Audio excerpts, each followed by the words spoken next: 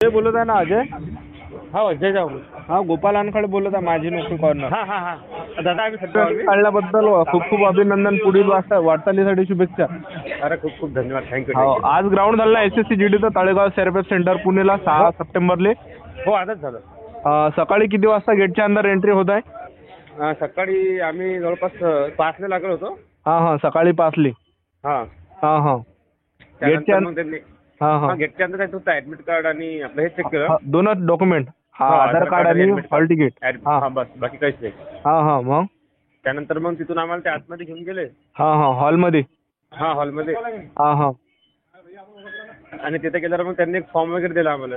हा फॉर्म वगैरे काय लिहावं लागतं त्याच्यावर? आईचं नाव वगैरे, आपलं नाव. हा त्यात फक्त आपला रोल नंबर, आपलं नाव, त्यानंतर आपल्या आईचं नाव, हा फोटो वगैरे आणि 2 फोटो सोबत घेऊन जातात. एक जो फॉर्म दिला त्या फॉर्मवर चिपकावं लागते आणि आपल्या तिथून त्या सीआरपीएफ सेंटरवरून आपल्याला एक ऍडमिट कार्ड भेटते, त्यांच्याकडून त्यांच्यावर चिपकावं लागते.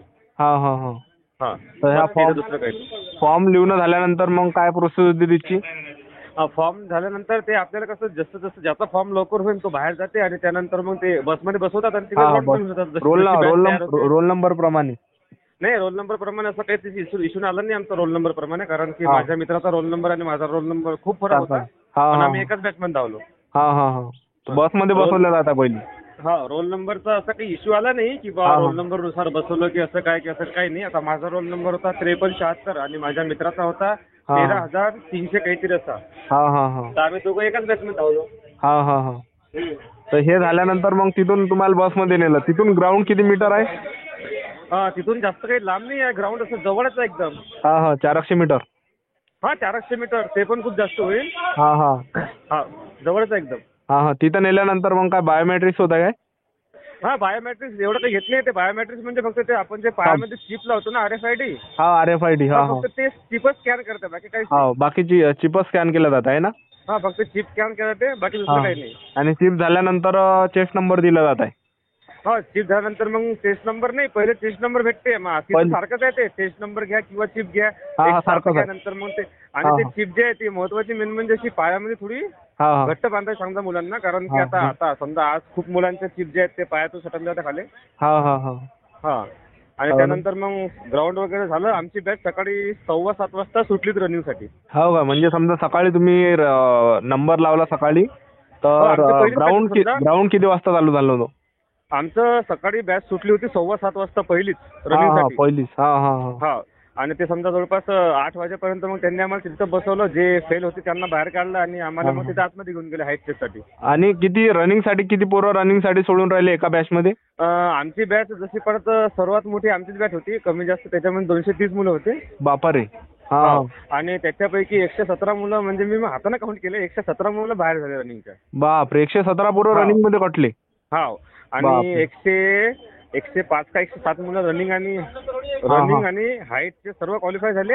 आणि 7 मुलं असे होते की ते हाईट आणि टेस्ट मध्ये समजा फेल झाले. आणि रनिंग झालं. आणि एक महत्वाची गोष्ट आहे, आज तुमच्या व्हिडिओ मध्ये असं कमेंट खूप बघतो खाली मी, किंवा दादा आमची हाईट 170 अॅक्युरेट आहे किंवा मग कमी आहे. तर काहीच पोरांना काहीच इश्यू नाही म्हणा. ज्यांची अॅक्युरेट 170 सेंटीमीटर आहे ते पण येऊन जा म्हणा. स्टाफ खूप म्हणजे खूप सपोर्टिव्ह स्टाफ आहे.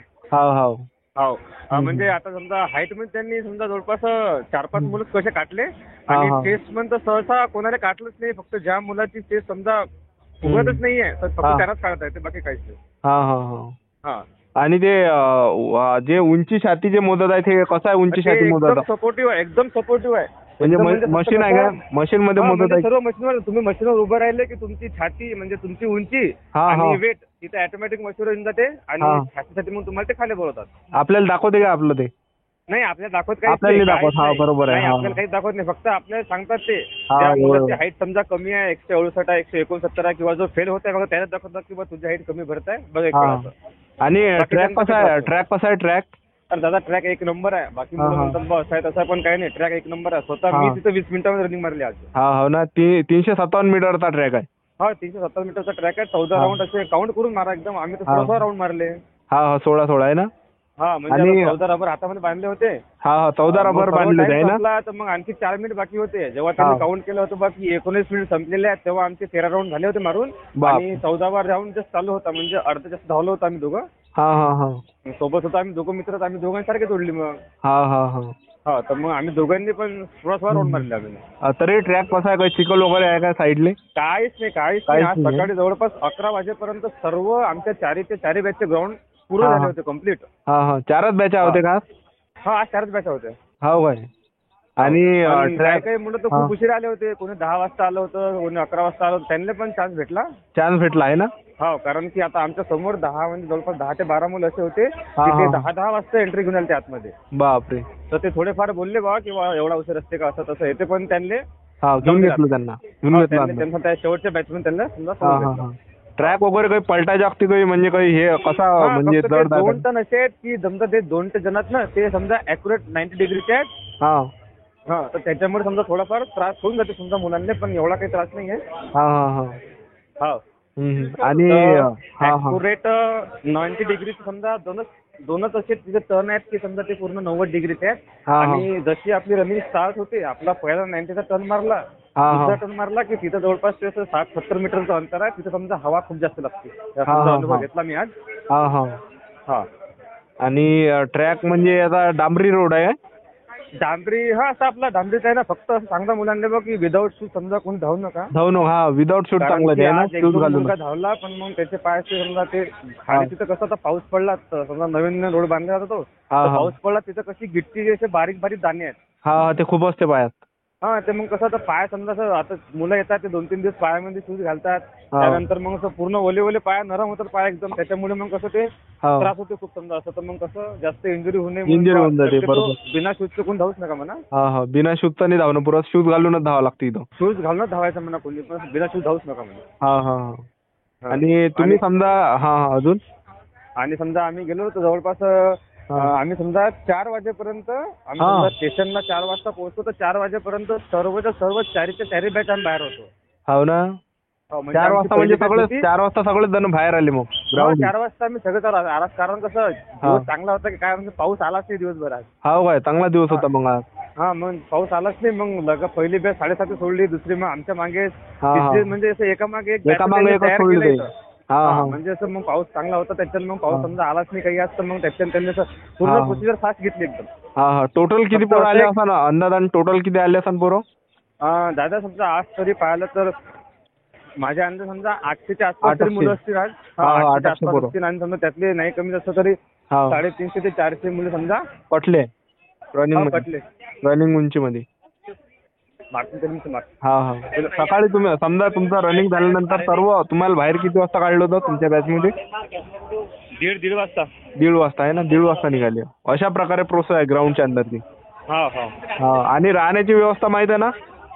राहण्याची व्यवस्था इथं काही नाही, आम्ही लॉज केला होता स्पेशल. हो का, अजिंक्यतारा हॉटेलमध्ये राहण्याची व्यवस्था केली आहे म्हणते ना? तिथं आहे, पण तिथं खूप जास्त मुलं असतात त्याच्यामुळे कसं समजा कमी पोरं राहिलेच आहे फक्त ती. जेवढे आहे 200-300.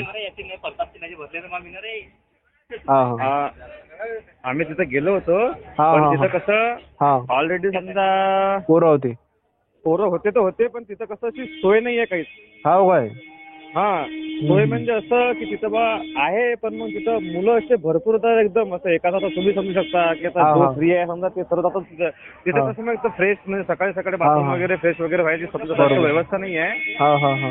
हा, तर समजा तिथं लॉज कसं मग लॉज आम्ही कितीला केला मग आम्ही तिकडे समजा लॉज? अशी स्पेशल रूम केली. आम्ही समजा जवळपास 6 जण होतो आम्ही 7. हा, हा. 6 जण होते ना? 7 मुलांनी मिळून समजा आम्ही समजा असा पूर्ण 3 BHK फ्लॅट केला होता आम्ही. हा, हा. 250 रुपयामध्ये 250 पूर्ण मग 250 रुपयात. तिथं एक स्वराज नगरी आहे. हो. स्वराज नगरी आहे, ते स्वराज नगरी म्हणून तिथे आम्ही समजा फ्लॅट केला होता तो. हा, ते हा. मालक पण चांगले होते म्हणा. त्यांनी हा. आम्हाला समजा काल पण तिथे समजा सोडलं होतं आणि हा. आज पण समजा आम्हाला फ्रेश वगैरे समजा होऊ दिलं. हो ना, हो ना. धन्यवाद माहिती सांगितल्याबद्दल. हा, ठीक आहे. हो, कॉंग्रॅच्युलेशन. हा. अरे थँक्यू. हा, हा. ठीक आहे मग. हा, ठीक. करा आराम करा. हो. हो.